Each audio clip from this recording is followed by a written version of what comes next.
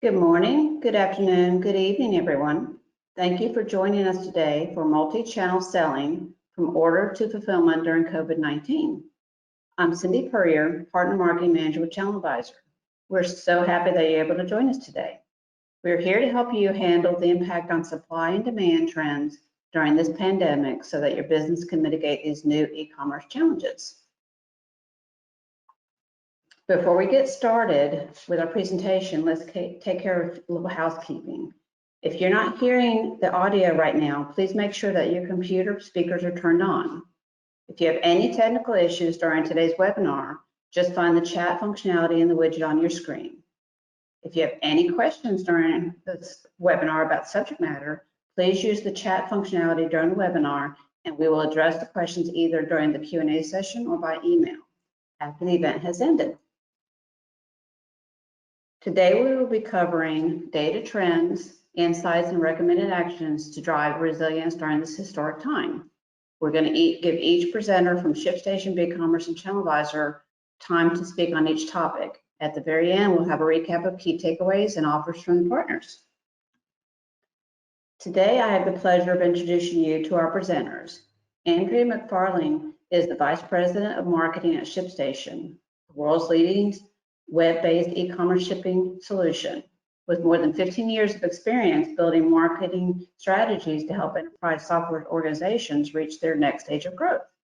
McFarling is responsible for leading a customer-focused marketing team to grow product adoption and brand loyalty. Prior to her role at ShipStation, McFarling held marketing leadership positions at multiple technology companies, including Aglution, Bazaar Voice, and NetQoS. Megan Stabler, Vice President of Global Product Marketing at BigCommerce, is a results-driven and growth-minded leader with proven experience in marketing, product management, go-to-market strategy, on-premise to cloud, SaaS solutions, e-commerce platforms, and process improvements transformation from startup, turnaround, enterprise software firms. Derek Conlon has been with ChannelAdvisor for 13 years and leads our global business development strategic partnerships and corporate development groups. With that, I'll let you take it away, Andrea. Thank you, Cindy.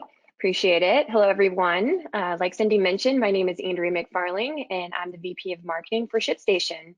I'm excited to talk to you a little bit about the consumer expectations that we've seen around the delivery process in light of COVID. So, next slide. Before we get started, for those of you who may not be familiar with ShipStation, we are an order management and shipping software. We connect with over 100 selling channels and over 45 of the top carriers across the globe to really help merchants simplify the shipping process, saving them time and saving them money, and delivering an exceptional post-purchase experience for their end users. We also have a direct integration with both BigCommerce and ChannelAdvisor. They're two of our most exceptional partners, and I'm really thrilled to be speaking alongside both Derek and Megan today. And as you can imagine, we work with tens of thousands of online merchants, and COVID's had a direct impact on them when it comes to the supply chain and fulfillment. And so I'm excited to share a little bit about some of the key trends that we've seen, and hopefully this will help you as you prepare your strategies in the months and the years ahead to make sure that you're ready for any potential changes that are to come. So we'll go to the next slide. So I may be stating the obvious here, but we know that online shopping is up. We did a consumer study, both in March and April to really understand the impact of COVID on both, consumer behavior shopping online as well as their expectations around delivery. And what we found was that 55% of consumers say that they're doing more online shopping as a result of COVID. Part of that was a forcing mechanism, right? We saw that 23 million Americans bought online for the first time due to COVID, whether it was because they're afraid to go into stores or storefronts that they typically shopped at were shut down. And we also saw a lot of holiday level spikes. So, the traditional order volume and the website traffic that we see that is around the October through December timeframe was repeated early this year in the March through May timeframe. This had a lot of, both positive and negative impacts and consequences for merchants.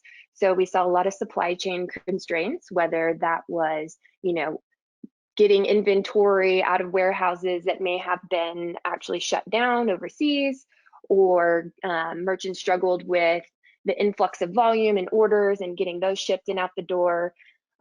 There was a lack of labor, as traditionally merchants will staff up around the holidays, and these seasonal workers just weren't available. So it kind of created this perfect storm. And then we saw, a couple key takeaways from this. The first of which, next slide, is really around shipping speeds. So we did a study last fall, and it was interesting. What we found was more and more consumers today have really been greatly impacted by Amazon, and Amazon's expectation around shipping speed and delivery has really changed that for consumers. So when we see Prime offers, the 2-day shipping, on average, consumers were expecting to get their order within 4 days of placing it. In light of COVID, that wasn't possible. So 68% of consumers said that they agreed that COVID has actually lowered those expectations. And that was largely caused by delays or cancellations. So half of Americans had a delivery delay due to COVID. I know I waited 6 weeks to receive a soccer goal. So really the lesson here is around setting proper expectations for your consumers. So 94% of them want to see information about potential delays on your website. At ShipStation, what we help our merchants do is make sure that they're in constant communication about delivery status and setting those expectations after a product has been placed. If there are any delays in delivery, that they're communicating regularly with those customers. And we know that customers are much more forgiving as long as they're kept in the loop. Another big trend we saw was around Amazon FBA. I believe I saw a study that said, I think it was from Jungle Scout, that said upwards of 50% of the merchants that use FBA were impacted by Amazon's kind of prioritization of products leaving the warehouses. So this is really just to say, don't necessarily put all your eggs in one basket, one order source basket, right? Look at go multi-channel, think about other ways to collect orders so that you don't get in the same situation where you're incapable of getting your products out to customers. Next slide. We also saw new ways to collect. A lot of brick and mortar stores were taking online orders and fulfilling them directly from storefronts and shipping them out of stores. A lot of these merchants were also, offering curbside delivery, or curbside pickup, I should say. So 64% of consumers actually expect these brands to continue to offer curbside pickup as a result of COVID. For the foreseeable future, we know that a lot of people will still be uncomfortable with going into stores, so having that option is great. And for those of you that, maybe you don't have a brick and mortar storefront, but you sell online only, there's ways for you to diversify delivery as well. Very simple way is to start adding more additional carrier services. So maybe you have traditionally offered ground options, shipping options, maybe you would add additional 1 or 2 expedited shipping carrier options. So your customers can opt into getting the products faster and pay towards some of those additional costs. We also recommend looking at fulfillment providers and potentially getting your products closer to the end customer. This has many benefits. It allows you to kind of cut down your shipping costs, but also get your product closer to the end customer, so it just takes less time to get to them. And another key trend that we saw was, the kind of the big box merchants really, selling out of inventory quickly. So consumers had to get creative, and it allowed them to seek out new brands to find the products that they were looking for that may have been sold out elsewhere. And I like to think of it as, the small merchant has been really the hero of COVID, right? And filling in the gaps that a lot of other brands weren't able to serve. And so 62% of Americans said that they're more aware of local independent brands in light of COVID, with 55% increasing their spend with smaller brands. So wear that, that small local brand status with honor. And if you click next, I have a brief case study. This is the Haleigh cakes. They are an Austin, Texas-based bakery. And if you don't follow them on Instagram, they have a strong following there, but it'll always put a smile on your face. But they are a small merchant or a small retailer that really relied on that foot traffic to their store. Now, obviously, they're deemed non-essential, so they had to shut down due to COVID. So they got very creative, right? They always sell online and ship their cookies all over the US, but they added a local delivery option. So if you spent $49 or more and lived within a certain radius of Austin, they would drop the product off on your front porch. They added curbside pickup options for those who made online orders. And they also changed their inventory line a little bit and added some additional options for kind of making your own cookies at home. A lot of people were stuck at home, and especially those with kids needed something to do. So you could take their products and actually build your own. So I just thought this was a good example of an innovative retailer in light of COVID. Next slide. Another key insight or key lesson learned really is around extending your returns policy. 58% of consumers really expect brands to offer extended windows due to COVID. And according to our study, we found that consumers expect on average a 32-day returns window, which is kind of an interesting number there. But if you are a brand that currently offers, 14-day, 30-day, you may want to extend that longer, just because consumers are still a little leery about going to storefronts, or they're taking more time to actually get out to return their products. So the real lesson here is just make online returns as simple as possible. We at ShipStation have a great kind of product or feature for our users, and it's our branded returns portal. And really what this allows the merchants to do is send this to their customers. Instead of putting a label in a box, it kind of cuts down on some of those costs there. But the consumer can jump online, add in their order number, add in their email address, quickly see all the products that they purchased, check with the box on what they want to return, and print that label at home and get that return processed. It gives the merchants a lot of great information as to why products are being returned. So maybe you can go and fix some of those issues if it's just the wrong color description or some information about the product, and hopefully save a lot of money mitigating those returns. Next slide.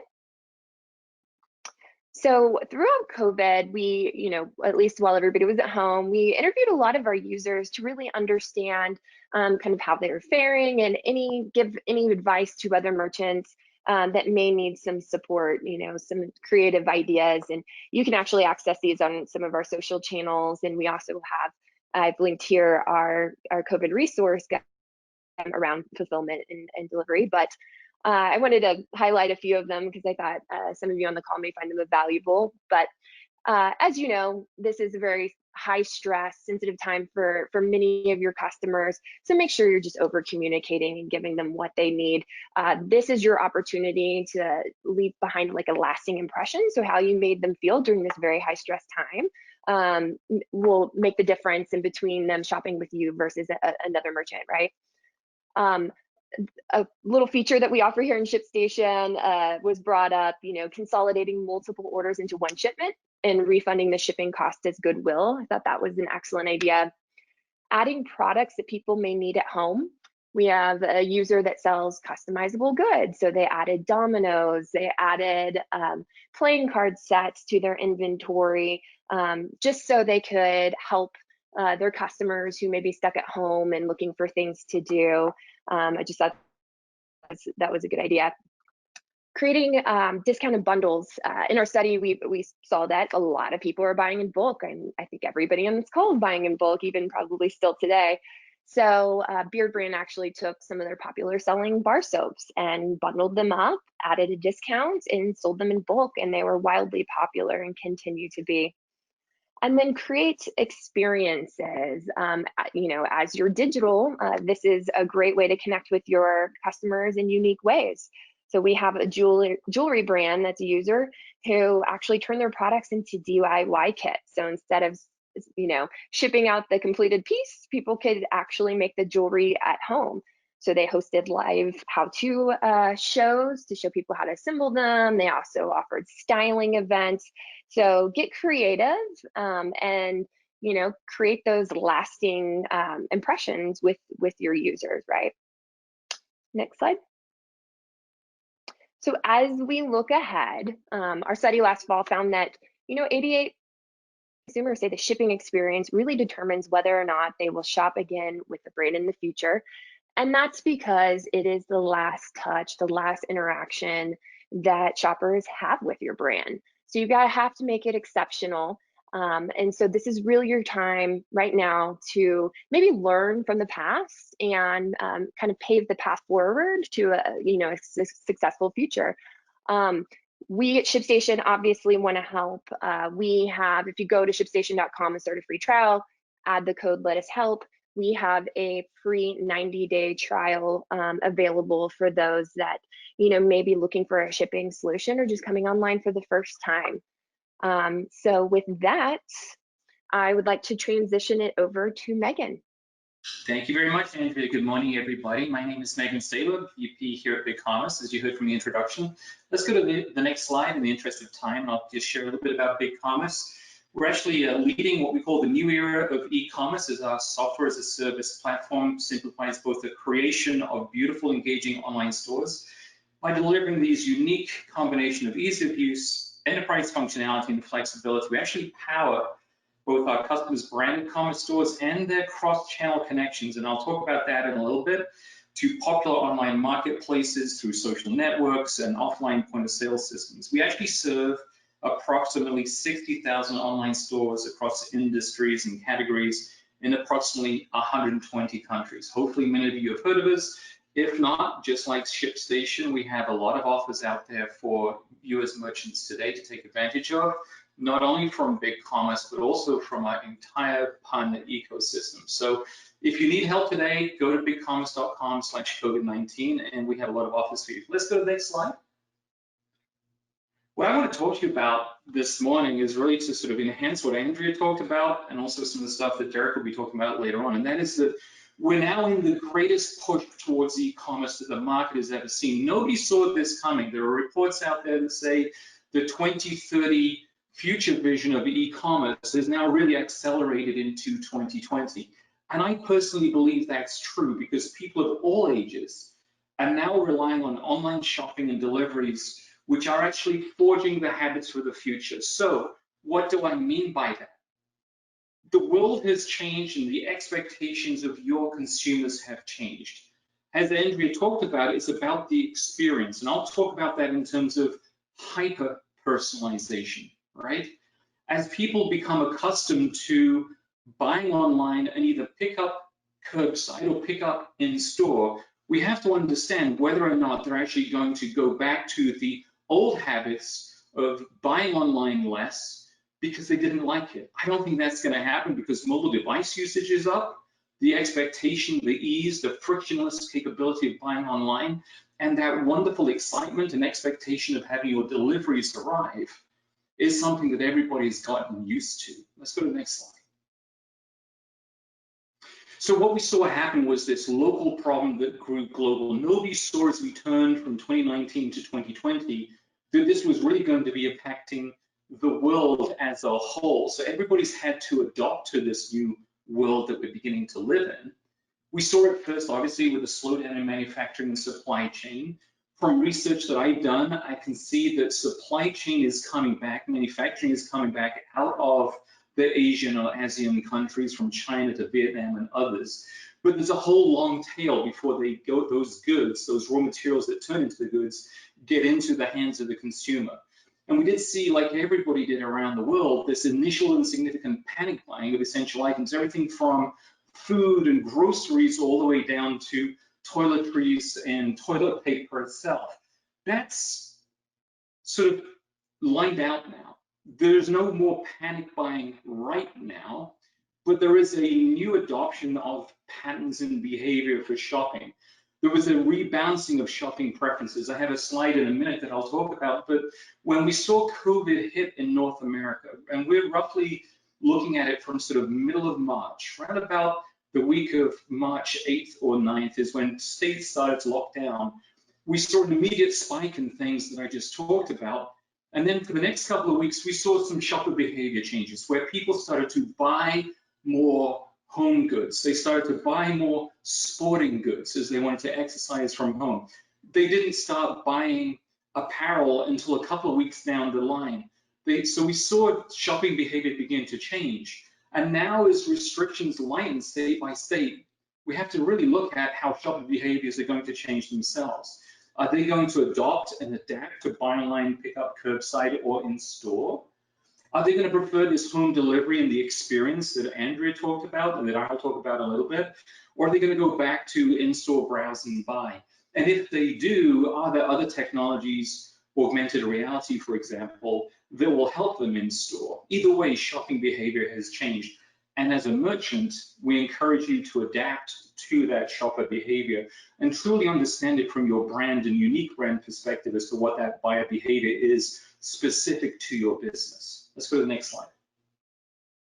So as I mentioned before, we saw some different changes in spikes. I know this is a sort of messy chart, but hopefully you can see some of the colors that are in there. If I pick out some original things, and I'll just talk about them in general, fashion apparel. Fashion apparel or itself, for the first couple of weeks of COVID, took a nosedive.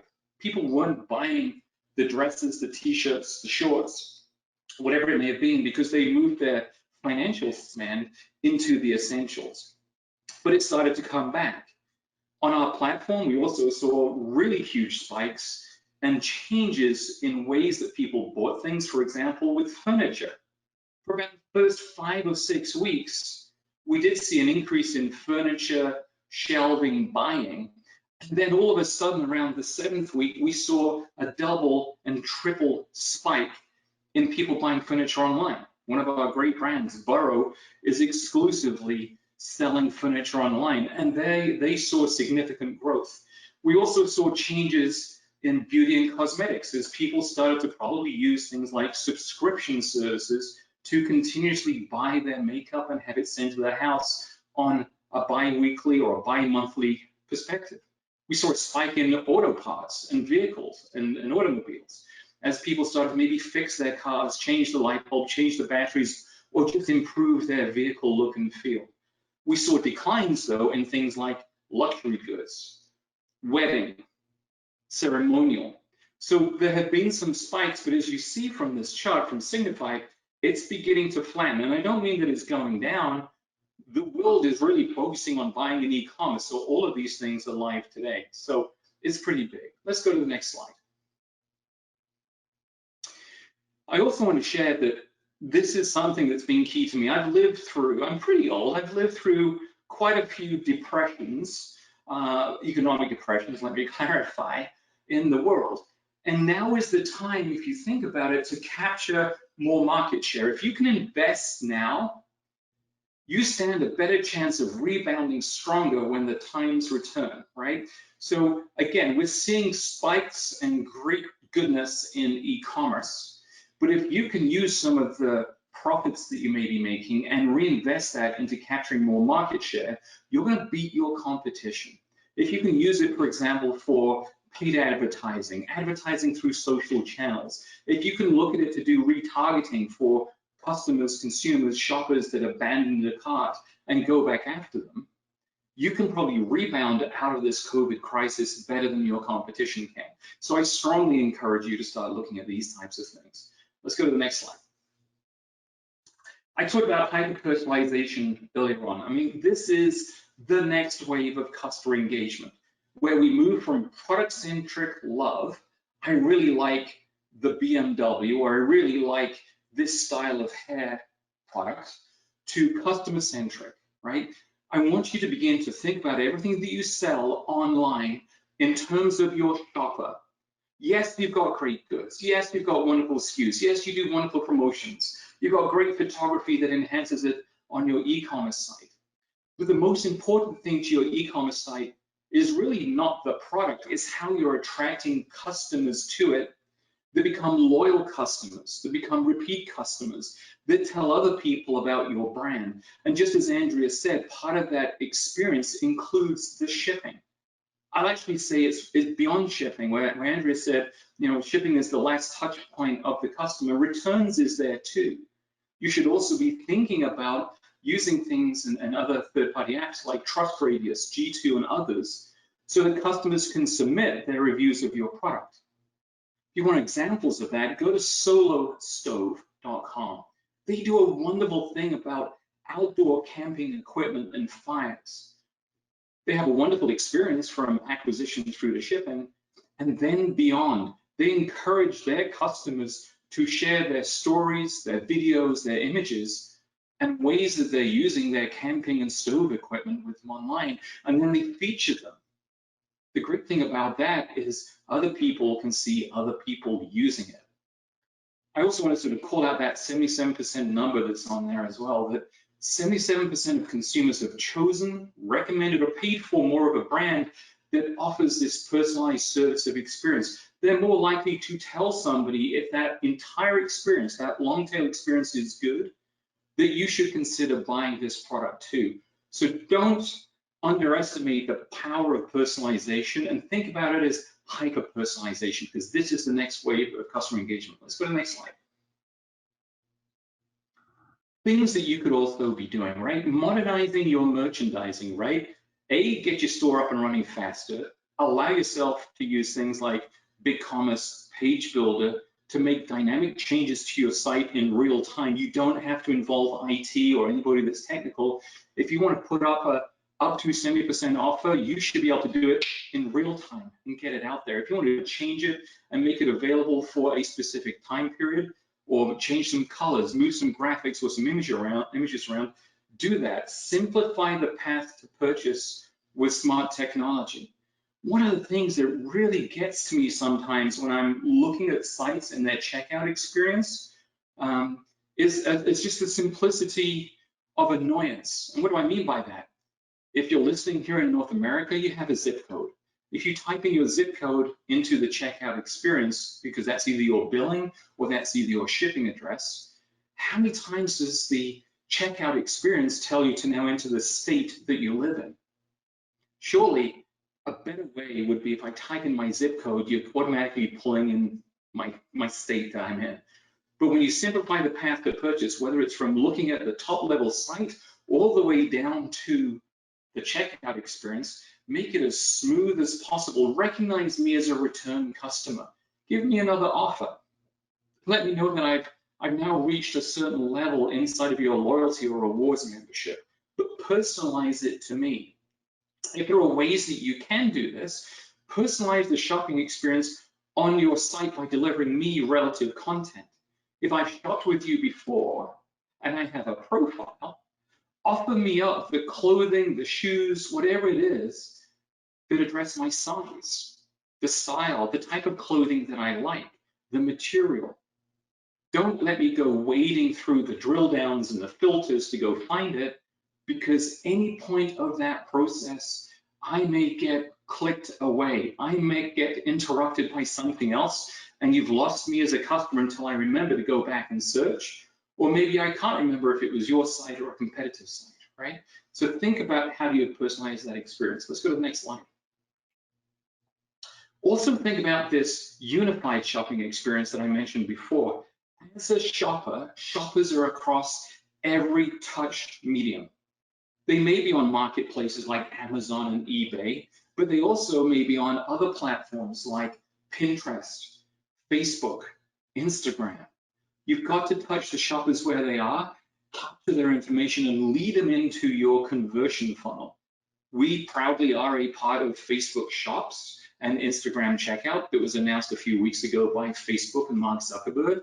So if you want to take advantage of those unique capabilities, just extending your vision or extending your market presence into other places, consider doing that, because you need to enable your shoppers to buy wherever they're browsing, whether it's offline, but most importantly in today's lockdown world, It's that online shopping that you need to do.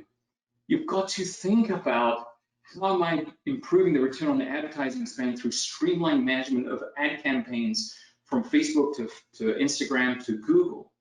You've got to execute this automated shipping flow that fulfills all multi-channel orders correctly and cost effectively. Just as Andrea said, hey, if you've got multiple orders from the same location, maybe you can combine and give that customer a wonderful experience that says, hey, you don't have to pay extra shipping. We've combined it. Here's a refund, right? So there are ways that you can think about it from the customer experience. Your unique personal touch to a unique individual shopper is going to be so welcomed, because it goes back to them recognizing your brand and actually talking to others and saying how good your brand is. So just a few things that you could do, and obviously this is all supported on the BigCommerce platform. Let's go to the next slide. It is really your time to shape this next normal, because as I've mentioned, customers are expecting this increased personalization and are going to choose to buy from the brands that are able to offer service fine-tuned to their specific needs. Again, it's about me, the shopper, individually, not a collective pool of shoppers. And as personal as you can make it for me, maybe handwritten notes in the order that gets sent out. Maybe it's extra transparency and communication about the status of the order. Maybe it's actually putting on your site, expected to fulfill June 29th. It gives and sets a level of expectation. If you can all remember and go back to your most precious gift that you were given for your birthday, for a holiday, whatever it may be, the excitement of opening that box, pulling it out, and it's a toy, but it requires a battery, and you don't have that battery. You had the excitement with the gift, but you aren't able to play with it, and you don't have that excitement anymore because there's no battery. Now it's the time to proverbially make sure that the battery is in the box with everything that you do, so that you create this personalized service that is the norm, and that hyper-personalization is really the next step. Because every experience and every engagement that that customer has should be as personal as possible. And I want to emphasize this. This is not just from acquiring the customer into your funnel and converting them. It is also about obviously increasing your average order value, making sure that they don't abandon the cart. This is through the checkout and making sure that is as streamlined as possible. It's engaging in the shipping and making sure that the customer knows where that package is, what's happening to it, what time it's going to be arriving, or any issues that happen along the way. It is also inclusive of returns. And I think this is very key, because any one of these stages could damage your brand reputation, including a bad return experience. Oh, they were so eager to get me the product, but when I got the product, it was broken, it was defective, and then they didn't care. The online chat, the social engagement, the ability to return easily, all of those things broke for me, and that gave me a bad experience. I'm never going to buy from X again. So when you think about things, please think about this entire long tail from acquisition to returns, and think about how to hyper-personalize everything that you're doing in today's world. That's it from me. I'm going to hand over to Derek. Thank you for listening. We'll stand by to take your questions. Thank you, Megan. Very exciting insights. Hello, everyone. Good morning. So I'm going to start by first telling a little bit about ChannelAdvisor before we talk about some of the trends and insights that we've seen and some of the recommendations that we have going forward. So to kick off, ChannelAdvisor, we were founded about 20 years ago, and our focus is in helping brands and retailers streamline their operations and optimize their digital channels. We offer one integrated platform with a set of capabilities that include marketplace channel management, where we integrate with over 150 global marketplaces, as well as first-party wholesale and dropship channels, as well as helping our customers advertise in a profitable way across digital marketing and both marketplace programs as well. Additionally, I do want to call out our tightly integrated partner network, where we have strategic partnerships like BigCommerce and ShipStation that are fully turnkey and ready to go for our customer base to take advantage of. Also, when we look at the insights, and we'll talk about some of the reporting and trends that we've seen, We offer capabilities and analytics that allow brands and retailers to identify what they're seeing in their day-to-day business and take actions immediately. Lastly, I do want to call out that while we are a technology company, we also offer managed services where we can act as an extension of a brand and retailer's digital marketing or marketplace e-commerce team and actually run the day-to-day management and optimization of the platform itself. Going to the next slide, a few highlights about our business. ChannelAdvisor is the #1 provider for marketplace channel management since 2013, as ranked by Internet Retailer. #2 for digital marketing, where we offer both technology as well as an agency managed service program that customers can take advantage of, and a top 10 provider of online advertising overall. One of the things I like to call out is also our scale. While we are able to work with entry-level merchants that are just getting started, we also have the ability to scale to where we work with over 30 of the top 100 internet retailers in North America. In fact, we actually manage on a daily basis over 1.5 million products uploaded to our platform and over 300 million marketplace listings globally. Going into the next slide, I do want to talk a little bit about some of the elevated growth that we've seen. So across the high-level categories tracked, we have continued to see elevated growth in most of them. This growth has declined some from what we saw during a stimulus check bump, but has remained well above year-over-year growth rates from early 2020. As you can see here, these are 3 top-level categories, including computers and networking, health and beauty, and home and garden. Year-over-year growth rates in all 3 of these categories were well above the growth rates from early 2020. In fact, we continue to see these trends remain, though some of them have been lightened more recently. Going into the next slide, we'll jump into other categories as well. As Megan stated, clothing, shoes, accessories, the fashion category, which is one of our most prominent categories, has seen some volatility during this time, but you can still see that year over year, we're still seeing the move to digital and e-commerce increasing the overall trends and growth overall. Additionally, you'll see within these points that while our focus is in marketplaces, we continue to see other global channels continue to take off. Many of our customers are cross-border enabled, so we're working with our partners such as BigCommerce and ShipStation and helping them take products not just from domestic US channels, but also overseas. This will continue to be an area of focus for many of our customers going forward as they look at a global e-commerce infrastructure. Going into the next slide. So, it's stated by Andrea and Megan already, the impacts of COVID-19 have certainly created a spike in transactional volume. We at ChannelAdvisor look at data very closely, and we've seen these trends very similar to what we see during the Q4 holiday shopping season. I think we continue to expect to see these same themes going forward as we get into Q3 as well. During this time, as already stated, we've seen risks and changes required for the fulfillment path and warehousing and shipping strategies. We rely deeply on our partners like ShipStation to help our customers navigate these really difficult times. Lastly, I do want to comment on just the continued shift where brands and manufacturers are starting to move closer to the consumer. This has been a trend directly within our business for quite some time, but it's been elevated even more of late. Many of our brands who are predominantly wholesale or dropship focused have taken a focus now on marketplace selling, as well as convergence into digital marketing and putting more focus on acquiring customers back to their branded websites. This is where we rely on our partner like BigCommerce to help them as a best-in-class provider. Going forward into recommendations. So here at ChannelAdvisor, we want to continue to advise our customers to plan for this disruption. We talked about the traditional distribution channels no longer being enough. The need to get closer to the consumer and take more of a direct focus within e-commerce continues to be prevalent. Also planning for this immediate need for fulfillment options and shipping paths to change, many of our customers who are predominantly reliant on 3PLs or fulfillment providers have also started to operate their own warehouse facilities just to remove any risk being solely focused on one path to the consumer. Additionally, as we prepare for these spikes, we've also seen customers looking for partners that can handle the velocity of sales in which they're occurring. this continues to be an area that our customers are focused on and looking for best-in-class partnerships to help them leverage going forward.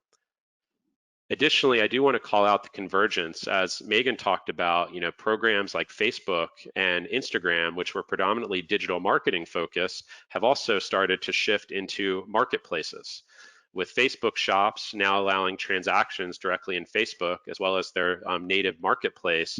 You now have the ability to advertise as well as sell directly in these platforms.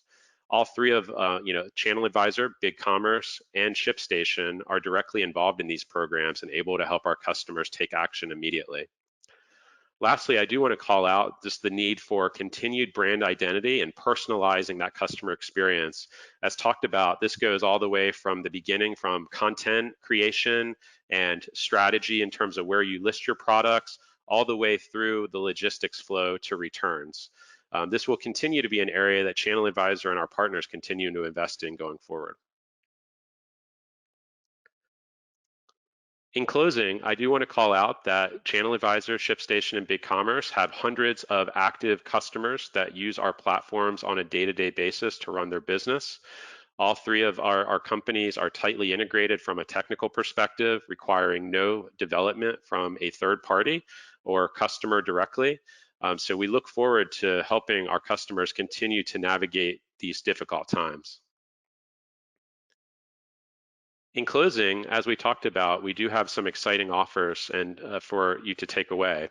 So following the COVID-19, it's critical for merchants to continue to double down on deep customer personalization and optimize their web-based assets for mobile readiness and site speed.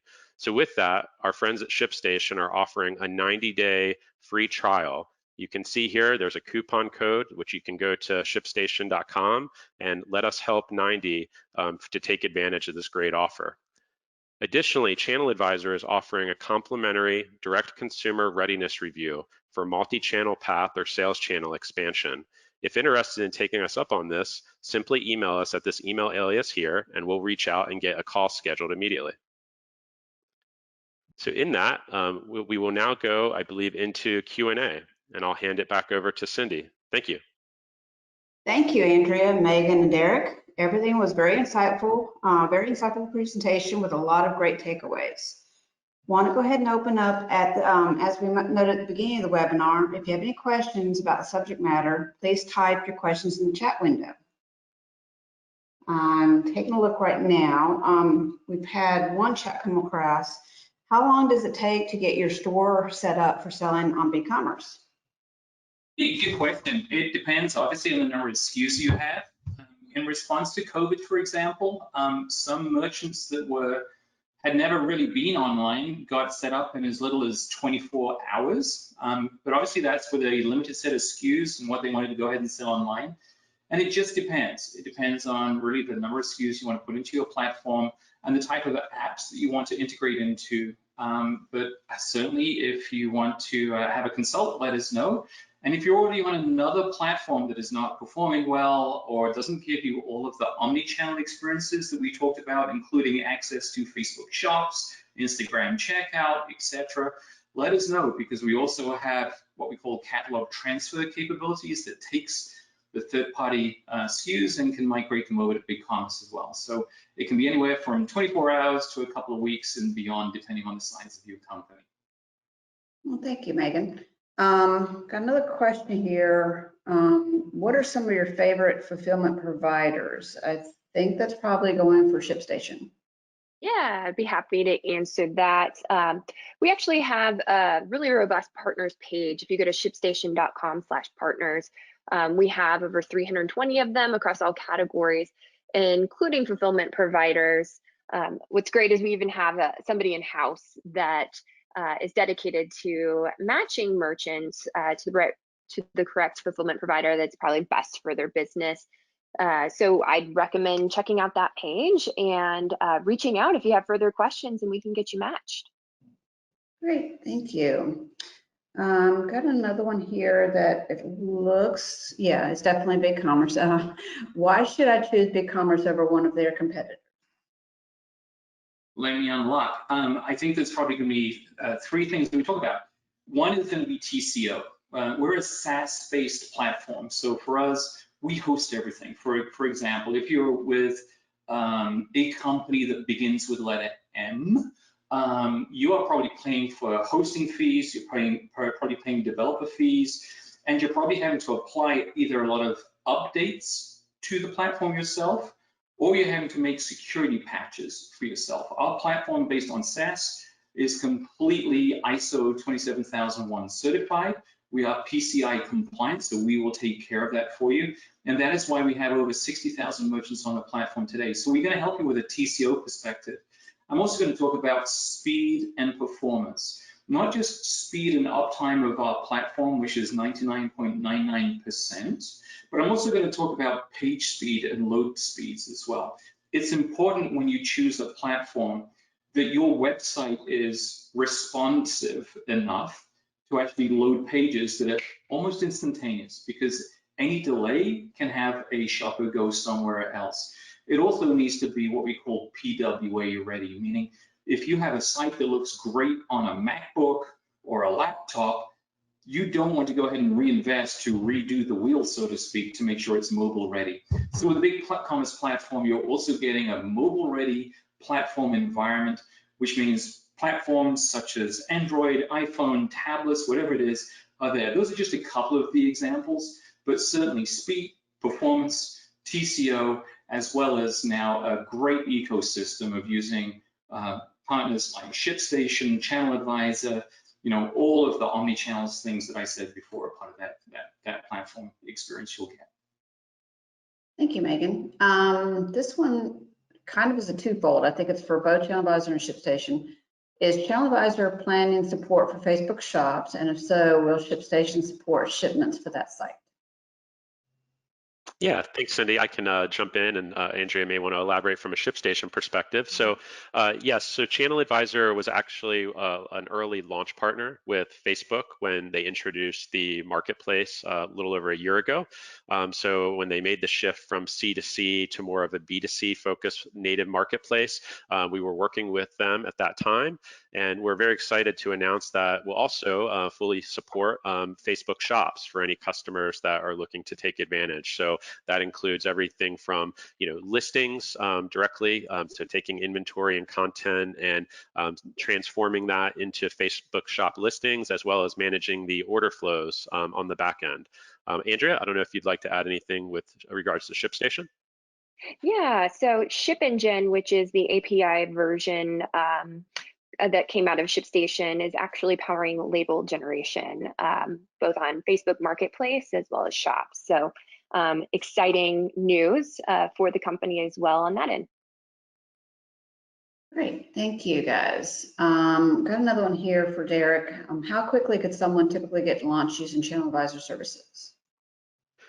Yeah, so for ChannelAdvisor, it certainly ranges based on the specifics of the business. However, on average, we typically see a full end-to-end implementation taking 4 to 6 weeks.